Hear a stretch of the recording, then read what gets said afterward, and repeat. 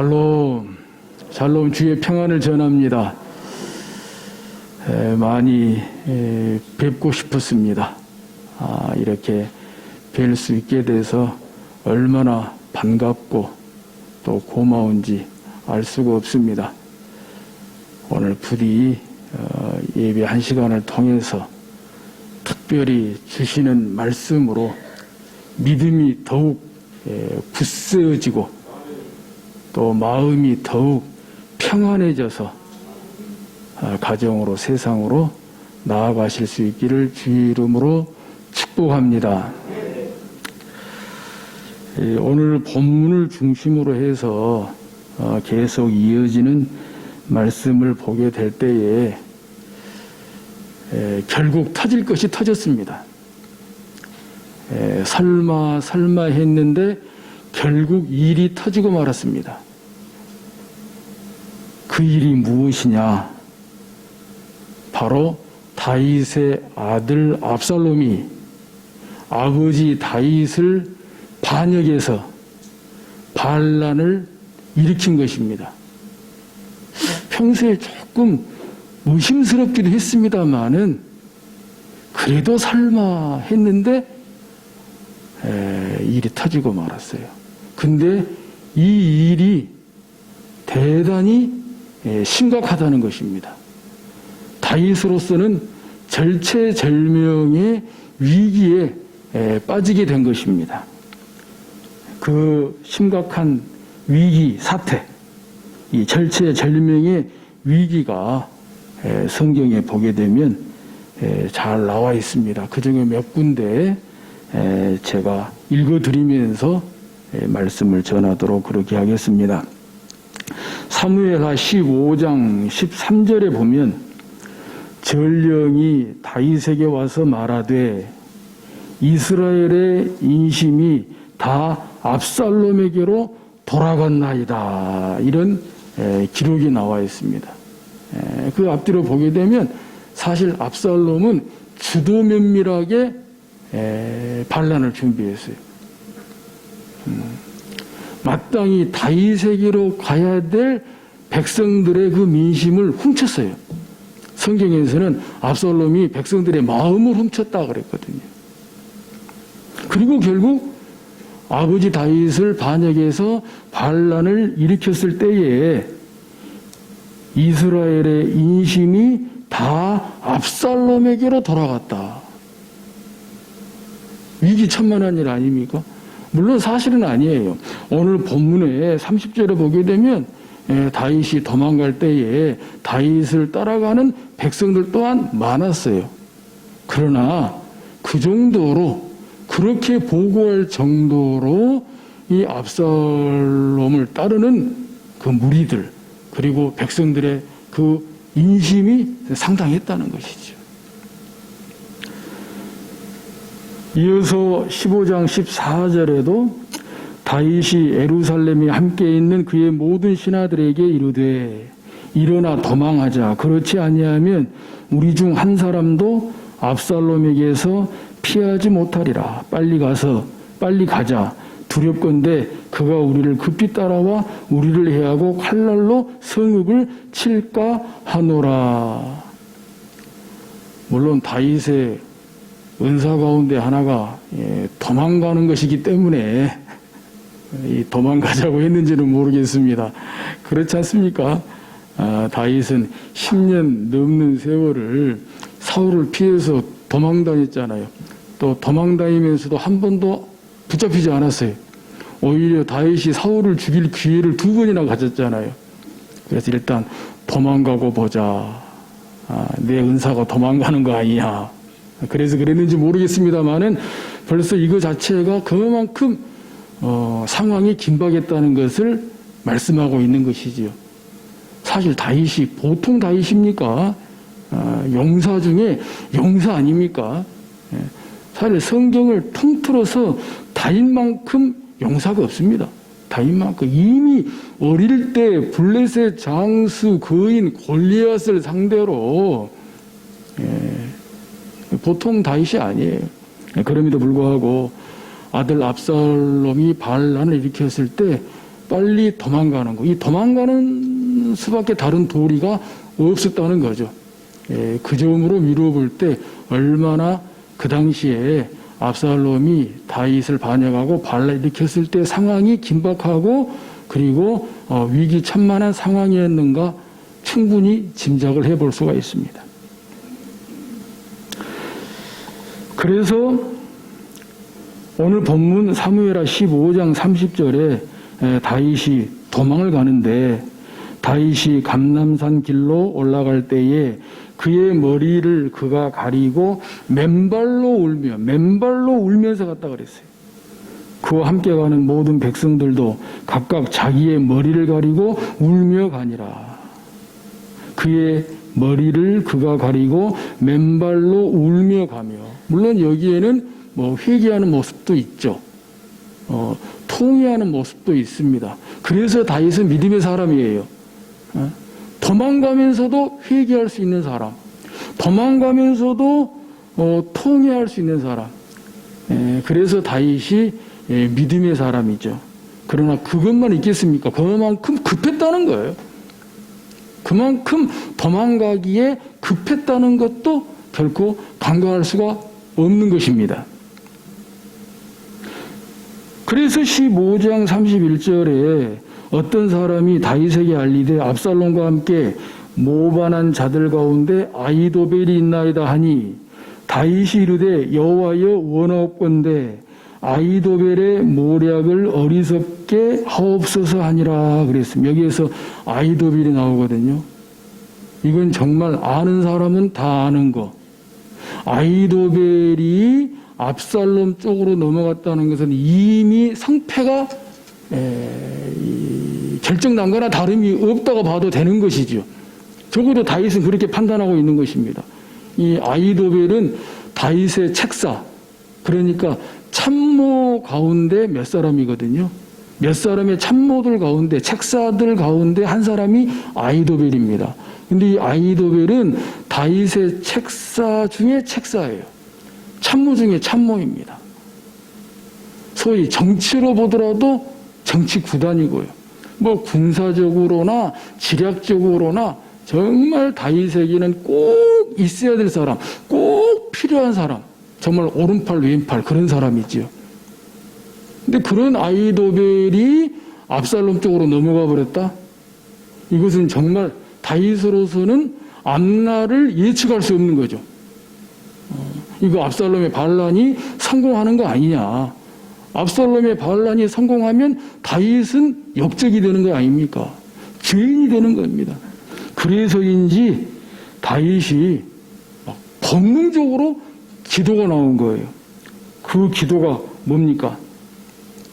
아히도벨의 모략을 어리석게 하옵소서. 여호와여 원하옵건대 아히도벨의 모략을 어리석게 하옵소서. 그냥 순간적으로 본능적으로 무의식적으로 이 기도가 나온 거예요. 그건 그만큼 아히도벨이 상당하다는 거죠. 결코 무시할 수 없는 사람이라는 거죠. 그건 누구보다도 다윗이 잘 아는 것이지요. 따라서 이 아히도벨이 압살롬에게로 넘어갔다는 것은 다윗으로서는 정말 위기 중의 위기, 위기 중의 위기, 그야말로 절체절명의 위기 가운데 빠져 있다는 것을 짐작해 볼 수가 있습니다. 뿐더러 이 와중에 정말 엄청난 비보를 또 전해 듣게 됩니다.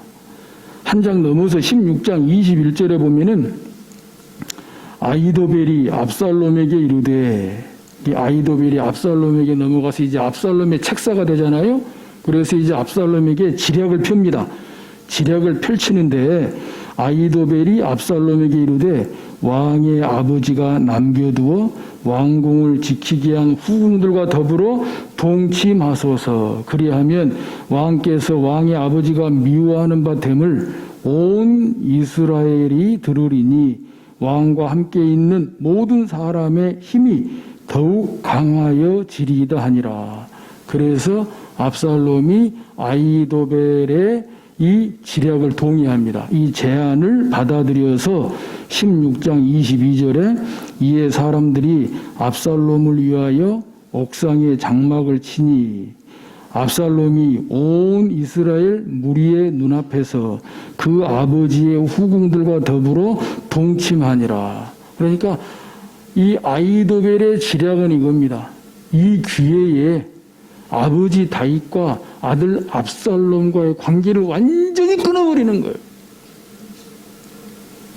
압살롬에게 있어서 다윗은 더 이상 아버지가 아니에요. 적이에요, 적. 반드시 반란은 성공해야 되고, 반드시 다윗은 죄인이 돼야 되고, 다윗과 압살롬과의 관계 단절을 온 백성들 앞에서 선언하는 것입니다. 그런 의미가 있는 것입니다. 더더군다나 아버지 다윗의 후궁들과 동침함으로 말미암아 이 압살롬의 반란은 성공했다. 압살롬의 반란은 성공했다. 이제 온 유다의 주인은 압살롬이다. 유다의 왕은 압살롬이다. 라고 하는 것을 백주대낮에 이 다윗의 후궁들과 동침하면서 그걸 보여주면서 그걸 선포하는 겁니다. 와, 이 정도 되면은 정말 아히도벨의 지략도 지략이지만은 정말 강심장이에요. 보통 사람이 아닌 것이죠. 이런 사람이 압살롬에게 넘어갔다는 거. 다윗으로서는 위기 중에 위기죠. 절체절명의 위기죠. 그런데 바로 그런 상황 속에서 다윗이 처한 이런 심각한 위기 상황 속에서 절체절명의 위기 속에서 한 사람이 등장을 합니다. 바로 그 사람이 오늘 제가 지난주에 요나단에 이어서 두 번째로 여러분에게 성탄 선물 같은 사람으로 소개하고 싶은 사람이에요. 그 사람이 바로 누구냐? 15장 32절 오늘 본문 끝절이지요. 다윗이 하나님을 경배하는 마루턱에 이를 때에 아렉 사람 후세가 옷을 찢고 흙을 머리에 덮어쓰고 다윗을 맞으러 온지라. 바로 후세입니다. 후세. 오늘 성탄 선물 같은 지난주에 이어서 두 번째 한 사람을 소개하고 싶은데 바로 그 사람이 후세입니다. 후세도 다윗의 책사입니다. 아히도벨의 버금가는 아히도벨의 라이벌이라고 말할 수 있는 다윗의 책사 중에 한 사람 후세입니다. 야, 이럴 때 후세까지 넘어갔으면 진짜 끝나는 건데요. 후세까지 압살롬에게 넘어갔으면 진짜 끝나는 건데 다행히 아히도벨만 넘어가서 다행이지요. 이런 소식을 듣고 압살롬이 반란을 일으켰다는 소식을 듣고 그리고 다윗이 지금 도망가고 있다는 소식을 듣고 도망가고 있는 다윗을 찾아온 거예요. 찾아오는데 어떤 모습으로 찾아왔다고 했습니까? 아렉 사람 후세가 옷을 찢고 흙을 머리에 덮어쓰고 다윗을 맞으러 왔다 그랬습니다. 정말 이것이 보통 그게 아니에요. 바로 이런 표현 속에서 이 후세가 정말 다윗의 책사고 또 지략가고 또 전쟁에 능한 용사이지만 소위 다짐은 단단히 하는 사람이지만 마음은 얼마나 부드럽고 따뜻한 사람인지 다윗을 끝까지 믿어주고 다윗을 끝까지 따라주고 다윗을 끝까지 지켜주되 목숨 바쳐 지켜줄 수 있는 진정한 다윗의 책사이자 다윗의 참모이자 진정한 다윗의 친구였던 것을 우리가 발견할 수가 있습니다. 후세가 옷을 찢고 흙을 머리에 덮어쓰고 이건 어떤 의미에서 다윗에 대한 죄송한 마음이 자기 책임을 다하지 못한 그런 마음이 상당히 반영되었다고 볼 수 있습니다. 왜? 좀 전에 말씀드린 대로 후세는 다윗의 책사거든요. 다윗을 섬기는 사람이고, 다윗을 보살피는 사람이고, 다윗을 돕는 사람이에요. 여러 가지 면에서. 근데 마치 내가 잘못해서 다윗의 책사로서 다윗을 마땅히 도와주고 돌봐주고 또 다윗을 지켜주고 보호해주고 이런 막중한 책임을 다하지 못한 그런 다윗에 대한 죄송한 마음, 미안한 마음. 그래서 뒤늦게라도 이렇게 찾아오면서 그냥 올 수가 없으니까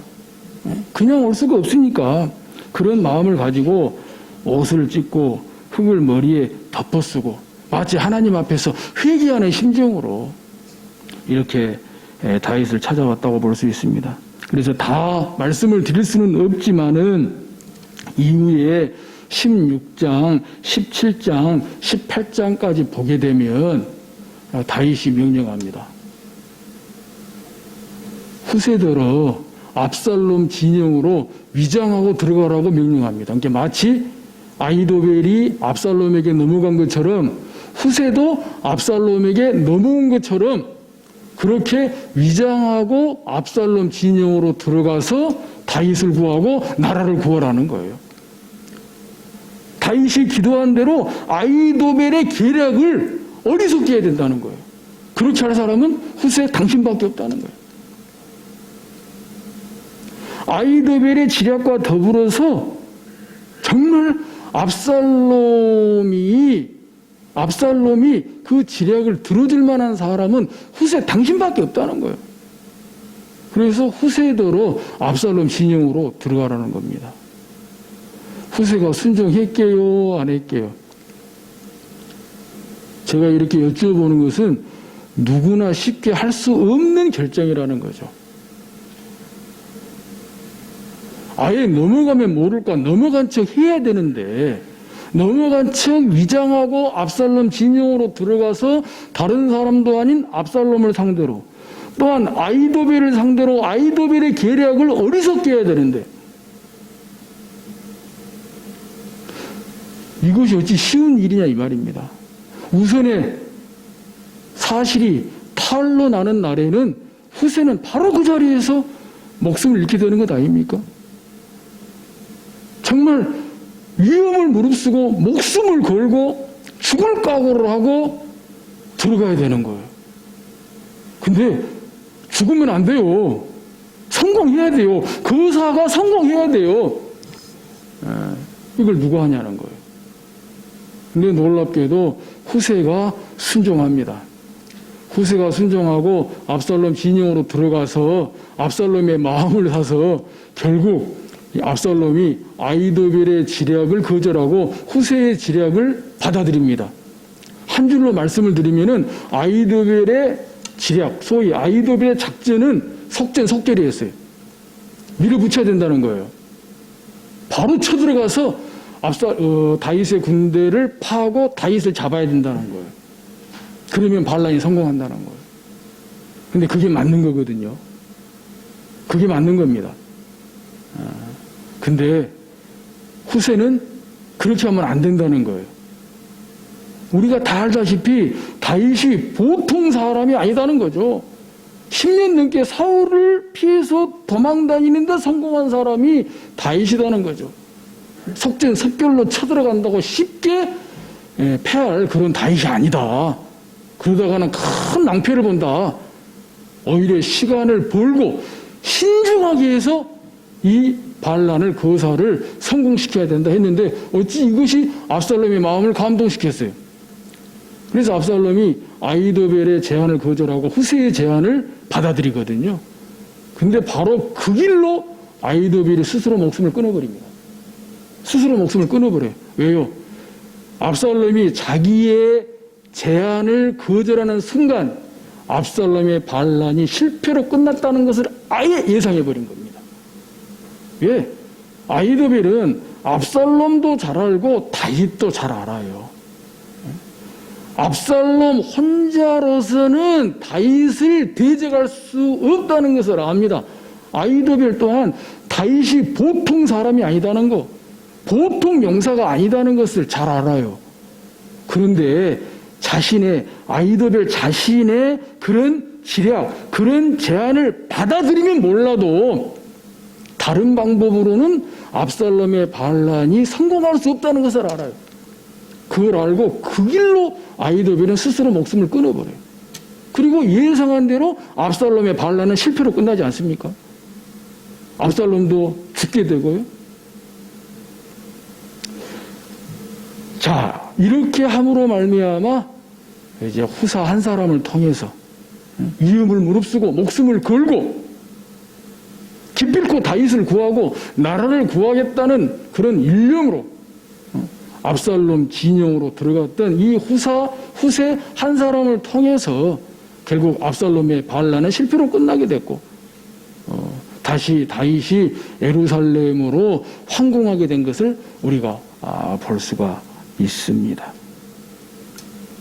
이 정도 되면 지난주 요나단에 이어서 성탄 선물 같은 사람 아니겠습니까? 후세야말로 성탄 선물 같은 사람 아니겠습니까? 자기 몸을 던져서 다윗을 구하고 나라를 구하고 다윗과의 신의를 지키고 다윗과의 우정을 지키고 성경에 기록돼서 성경에서 증거하고 있는 다윗의 영원한 친구로 남았다는 거예요. 할렐루야. 저와 여러분들도 이렇게 되기를 주의 이름으로 축복합니다. 사랑하는 성도 여러분, 이 후세는요 자기 몸을 던져서 압살롬의 진영으로 들어갔잖아요. 자기 몸을 던져서 적진으로 들어갔잖아요. 우리 그렇게 할 수 있으면 너무 좋고요. 그렇게까지는 못하더라도 우리 맡은 자리 지켰으면 좋겠습니다. 우리 맡은 일 지켰으면 좋겠습니다. 저희 교회가 최근에 예상치 못한 그런 시련과 역경 가운데 지나고 있습니다. 그럼에도 불구하고 시련과 역경 가운데 우리 주님이 함께 하셔서 우리 주님이 함께 계셔서 이만한 평안을 누리게 된 것을 진심으로 감사하게 생각합니다. 그와 더불어서 이렇게 자리를 지켜주신 장로님들 비롯해서 모든 분들께 감사의 마음을 전합니다. 그런데 이것만 갖고는 안 되겠습니다. 자리 지키는 것만 갖고는 안 되겠습니다. 왜? 우리의 할 일은, 우리의 목표는 교회를 지키는 일뿐만이 아니라 교회를 세우는 일이기 때문에 그렇습니다. 교회는 지켰는데 마지막에 교회가 무너지면 안 되잖아요. 교회를 지킨 결과 교회가 세워져야 됩니다. 말씀 위에 든든하게 튼튼하게 건강하게 세워져야 됩니다. 그러기 위해서는 이렇게 훌륭하게 감사하게 자리를 지키는 것 첫째이지만 그 이상으로 일을 맡아야 되겠습니다. 항전 직분자 여러분들은 두말할 것도 없거니와 시련과 역경 가운데 또 경황이 없는 가운데 결산도 해야 되고 또 새해 계획을 세우는데 지난주에 정책당에 했습니다마는 아직까지 다 조직을 완성을 못했습니다. 할 일은 많은데 하나님께서 일꾼은 부르는데 일손이 많이 부족합니다. 그래서 어떤 경우에는 뭐 3가지, 4가지 맡으신 분들도 있습니다. 그 가운데에는 정말 그냥 순종해서 맡으신 분들도 있습니다. 너무너무 감사한 일입니다. 바라기는 이때야말로 우리 서리 집사님들께서 좀 나섰으면 좋겠습니다. 황전 직분자들은 물론이거니와 우리 서리 집사님들께서도 적어도 1가지 이상씩은 좀 맡았으면 좋겠습니다. 그런데 이 일을 가지고 일일이 아무개 집사님 이것 좀 맡아주십시오. 아무개 집사님 이것 좀 맡아주십시오. 하기에는 시간도 없거니와 또 교회 일을 그렇게 하면 재미가 없잖아요. 재미가 없잖아요. 그래서 아직 다 조직을 완성 못하고 또 결정 못했습니다마는 혹시 해를 넘겨서 이렇게 발표가 되더라도 어떤 경우에 왜 내 이름이 들어갔지? 왜 내한테 말도 안 하고 이걸 맡겼지? 그렇게 놀라지 마시기 바랍니다. 대신 이렇게 좀 놀라셨으면 좋겠어요. 내 이름이 들어갔네? 생각도 못했는데 내 이름이 들어갔네? 생각도 못했는데 내한테 이걸 맡겨주셨네? 할렐루야! 하면서 좀 놀래주시기 바랍니다. 놀래주시기 바랍니다. 우리 다 해보셨지만요, 교회 일을 하다 보면 재밌어요. 재밌어요. 우리 어르신들 가운데, 우리 노 권사님들 가운데에도 이 코로나 이와 같은 때에 내가 뭔 도움이 되겠습니까마는 그래도 이렇게 교회에 나와서 예배당 자리라도 내가 채워주면 그래도 목사님한테 힘이 될까봐, 위로가 될까봐 아무 힘도 없는 것이 예배당 자리라도 지키려고 나옵니다. 얼마나 감사한지요. 얼마나 감사한지요. 예배당 자리라도 지켜주실 분들은 지켜주시고 또 한 가지씩이라도 일을 맡아주실 분들은 맡아주시고 그중에서 특별히 지금 하나님께서 서리 집사님들을 부르고 계십니다. 왜인 줄 아십니까? 왜인 줄 아십니까? 후세가 다름 아닌 교회론적으로 보면은 평신도예요. 평신도. 그렇잖아요. 후세는 왕도 아니었습니다. 제사장도 아니었습니다. 교회론적으로 보면은 평신도였어요. 평신도로서 다윗을 구하고 나라를 구했습니다. 이 일에 몸을 던졌다 이 말이에요. 할렐루야. 우리는 그런 정신으로 벽돌 한 장이라도 쌓아 올리게 해요. 교회를 지키도록, 교회를 세우도록 벽돌 한 장이라도 쌓아 올려서 정말 교회가 세워졌을 때 우리 함께 하나 돼서 더불어서 감사하며 기뻐하며 즐거워 외칠 수 있는 하나님께 영광을 돌릴 수 있는 저와 여러분들이 되실 수 있기를 주의 이름으로 축복합니다. 사랑하는 성도 여러분, 우리 기적의 구경꾼이 되지 맙시다. 기적의 주인공이 됩시다. 기적의 주인공이 됩시다. 벽돌 한 장이라도 쌓아 올려서 기적의 주인공이 됩시다. 한 사람이면 패하겠거니와 두 사람이면 맞설 수 있나니 세 겹줄은 쉽게 끊어지지 아니하니라. 우리 손 맞잡고 십자가로 나아갑시다. 십자가 구원의 은혜로 나아갑시다. 십자가 구원의 사랑으로 나아갑시다. 십자가 구원의 용서로 나아갑시다. 십자가 구원의 능력으로 나아갑시다. 어렵고 힘들지라도, 어렵고 힘들지라도. 제가 지난 화요일 새벽 기도에 일어나기 전에 꿈을 꾸었어요. 꿈을 꾸었는데 요즘 세상이 어떤 세상인데 어떤 분이 나타나셔서 꿈에서요, 저보고 말을 타고 가래요. 목적지를 정해주고 말을 타고 가라는 거예요. 근데 물도 건너야 되고 산도 넘어야 돼요. 근데 꿈에서도요, 제가 그런 생각을 했어요. 내가 말 타본 경험은 몽골 단기선교 가서 타본 경험밖에 없는데 그때도 힘들었는데 어떻게 말을 타고 물을 건너고 산을 넘냐. 근데 제가 순종했어요. 어렵게 힘들었어요. 어렵게 말을 타고 물 건너 산 넘어 목적지로 갔어요. 겨우 다 왔다. 이제 다 왔다. 안도의 한숨을 쉬는데 다시 어떤 분이 나타나셔서 다시 저한테 명령하시기를 다시 말을 타고 소를 끌고 오던 대로 다시 가래요. 와, 진짜 억장이 무너지대요. 말을 타고 온 것도 힘들었는데 말을 타고 소를 끌고 오던 대로 다시 가라는 거예요. 진짜 억장이 무너졌어요. 제가 순종할게요, 안 할게요? 순종할게요, 안 할게요? 그때 꿈을 깼어요. 그때 꿈을 깨니까 4시더만요, 새벽 기도에. 근데 중요한 것은 억장은 무너졌지만 순종하려고 했어요. 어떻게 가지? 그래도 가야지 하는 순간에 꿈을 깼습니다. 뭐 어려워도 힘들어도 답답할 때는 숨 쉬는 것도 힘들어요. 그렇지만 숨 쉬어야 되잖아요. 사랑하는 성도 여러분, 어떤 고난이 와도 또 시련이 와도 우리 굳게 세 겹줄로 손 맞잡고 십자가로 나아갈 수 있기를 주의 이름으로 축원합니다.